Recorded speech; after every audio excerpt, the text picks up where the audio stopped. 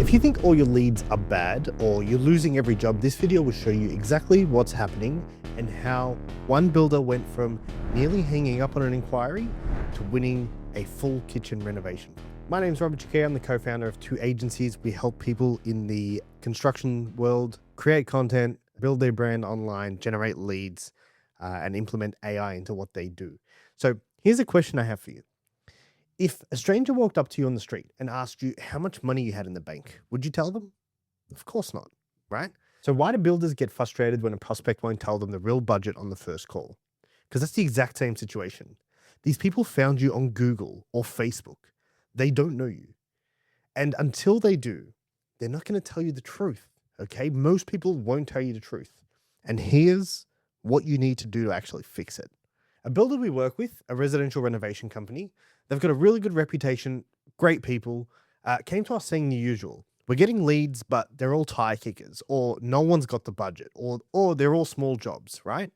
So we asked to listen to some of their inbound calls, and what we heard told a completely different story. A prospect rang in with a genuine project, real scope, real timeline, and when the conversation got to budget, the prospect gave a number. Here's what happened. The builder's tone completely changed. You could hear the shift in their voice, right? There was a pause, almost a scoff, and then he basically shut the conversation down. Oh, you want a bathroom for this amount? Like, it just can't be done. Told the prospect he couldn't work with him at that number, and the call kind of ended. He wasn't rude about it, but the tone changed. You could hear it in the call. No questions about the scope, no attempt to understand where the number came from or how they got there. Didn't educate them, it was just done. That wasn't a bad lead. That was a normal person who didn't know what a renovation costs. And instead of guiding them, instead of educating them, the builder slammed the door in their face. That job could have been $500,000. The intent was real. The budget just needed education. They needed to be educated. And why do you expect them to know what you know? Why do you expect them to understand as much about what your profession as you understand? Okay, this happens all the time in all industries. It happens to us all the time. I had someone reach out to us once and he goes, Robbie, I've been watching your content for 2 years. I'm finally ready. And I thought, great, this content stuff works. And then he says, I've been saving up until I had a good budget before I reached out. I said, awesome, what's your budget? He goes, $200 a month. I said, dude, you haven't been watching my stuff. I tell you all the time, that's not enough. You know what I mean? It happens all the time in all industries.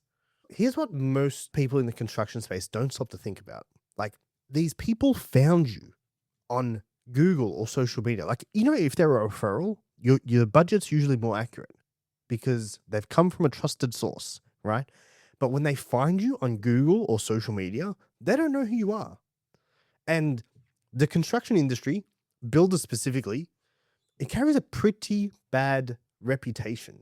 If you want to do what you do, you need to understand it for what it is, stop complaining about the way you wish it was, and actually understand the game and play in the field that you're in. Okay, so when someone rings you and doesn't give you their real budget or downplays the scope or seems evasive, that doesn't necessarily mean they're a tire kicker. That's because they don't trust you yet. And that's completely rational. Okay, you shouldn't trust people you first meet if you have a big scope. You shouldn't trust them. It's completely rational. You don't walk up to a stranger and tell them how much money you have in the bank. Why would your prospects be any different? Okay, trust is not built in one call. It builds across multiple touch points. The first conversation, the follow-up, the site visit, the proposal you send through. The information you're trying to extract on call one isn't available yet. Not because the lead's bad, but because you haven't earned it. So if you're asking for budget too early, especially when someone has already filled out a form with a number, you've locked them into that figure and then you judge them on it, right? And they can feel the judgment. With some of our clients, we removed the budget question entirely from their conversation and it changed their outcomes. And I get it. Budget's a qualifying question, right? But if they're not answering the question truthfully because you haven't built the trust with them, are you really qualifying or are you just misleading yourself? Here's what we told our client to do in this situation, okay? First of all, you don't want to judge the inquiry, all right? You do not want to judge the inquiry at all. The information in the initial form or call is the minimum someone is willing to share with a stranger, okay? It's not the full story, never was, and almost never will be. So treat it as a starting point, not the verdict. Oh, they don't have the budget. It's like, you don't know yet. Let's have a conversation. Let's find out, right? You don't have to do this, but my recommendation is drop the budget question early on. Just because someone says that they want to spend 1.5 mil, it doesn't mean they won't spend 2.5 mil. I think the statistic is something stupid along the lines of like 80% of renovations go over budget. Asking for a budget before you've built any trust forces people to anchor on a number they made based on zero experience. If you can, hold the question until later in the process. Understand why they want the renovation. Oh, you need the extra bedroom because you've got a kid on the way. Okay, great. Let's talk about it. And then lock that. Because then if you do that and everyone else says, I'm not willing to talk to you because you don't have the budget, guess what they're going to do when they find a way to make it happen? They're going to call you. You can spend more time with them.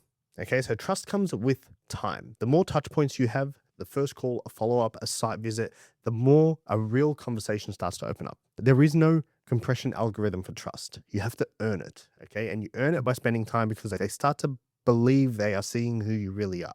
This is the power behind content, by the way. Like, you watch this video up until this point, you've just spent however long this video is going for with me. And that earns trust over time. Number 4, control your reaction. Okay, so your tone in the first few seconds after hearing something you don't expect tells the prospect everything. So no sighs, no scoffs, don't shut the call down. Stay neutral, stay curious. Tell me more about what you've been thinking. It's always the right move. And number 5, follow the process. Okay, I cannot tell you the amount of times a builder has not wanted to do a site visit, done it, and then received more information or picked up the job or found out that their budget was bigger than what they'd initially told them, all because they were willing to take the next step and follow the process without making the judgment too early on. Okay, the site visit is where trust compounds the fastest. You're in person, right? And people open up in their own home in a way they never will on a phone call to someone they don't know, who's probably on site with, tools going off in the background. So this is the exact process we walked our client through, who had this same situation. Okay, they kind of were shouting out all the leads, saying they weren't great, etc. And we walked them through this exact process and told them to do the steps that we just shared with you. On a Saturday afternoon, I was walking through a shopping center when a voice message came through from this client on my phone. I don't know about you, but you get a voice message on a Saturday afternoon from a client, and I listened to it and it was an apology. This client specifically had been really disheartened with the quality of leads coming through. We'd had some back and forth about it. We walked him through this whole thing. And what he said to me was, I want to apologize because you were right. We need to stop making those judgments straight away. See, here's what happened with them specifically. An inquiry came in and it looked like a pantry door replacement. And he was like, what? Like, this is going to be, a few $100s? Like, this is not worth it. We want the bigger jobs. But he followed what we told him. He put aside his biases. He didn't judge the inquiry. He followed the process, went and did the site inspection. Turned out to be a full kitchen renovation. For whatever reason, they filled out the inquiry the way they did. He followed the process, built trust, and won the job. He thought was going to be, a few $100s, turned out to be thousands, tens of thousands of dollars. And if he had judged the inquiry based on what they had written, he said this himself. He said, I wasn't even going to call them. And that's the whole lesson right there. Okay, so if you think all your leads are rubbish, go back and listen to your last 10 calls because there's a good chance some of the leads were fine. What wasn't fine was the assumption you brought into the conversation before it even started. There's a famous study called Pygmalion. It was done on teachers in a classroom, and a teacher was given a classroom full of students, and they were told all these students have high potential. So they're told, we've given you the A players, right? We've given you the smartest kids in the school. And they did the opposite side. They gave another teacher, same number of students, and said, hey, these students here, require some extra help. They're not the brightest. We'll put it that way. So teacher A thought they had a room full of smart students. Teacher B was under the impression that they had a room full of people who needed extra help. And by the end of the year, that the teacher A with those students outperformed everyone else. And teacher B, all their students did really poorly on all their tests. And here's the catch. There was no difference in the students. The list was completely random. Okay?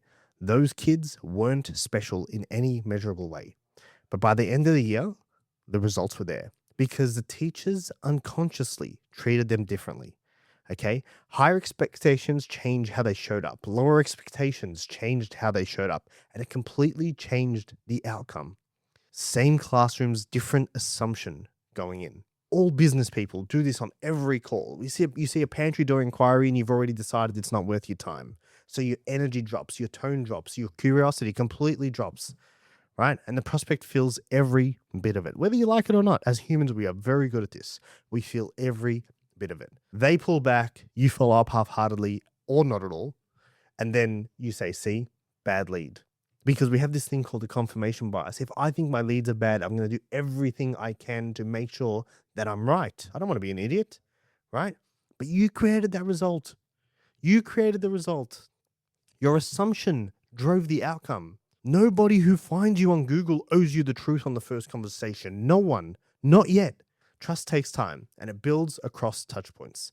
And the information that decides whether you win a job, like the budget or the real scope or the real timeline or why they're doing it, only comes out once you've earned it. Don't judge the inquiry and don't expect them to tell you the complete budget if trust is not there. Right? Spend time with people, get to know them, go do the site visit, because the job you almost didn't follow up on might be the biggest one you win this year. If you like this video and you want more of this, we run a free online community. It's called the CMO Playbook. The link's in the description. We share everything we're learning from working with construction businesses every single week. And share this with someone. Share this with someone who you know isn't handling the leads as they should be. Or maybe they think every lead's a time waster. Share it with them, like, subscribe, and I'll see you in the next video.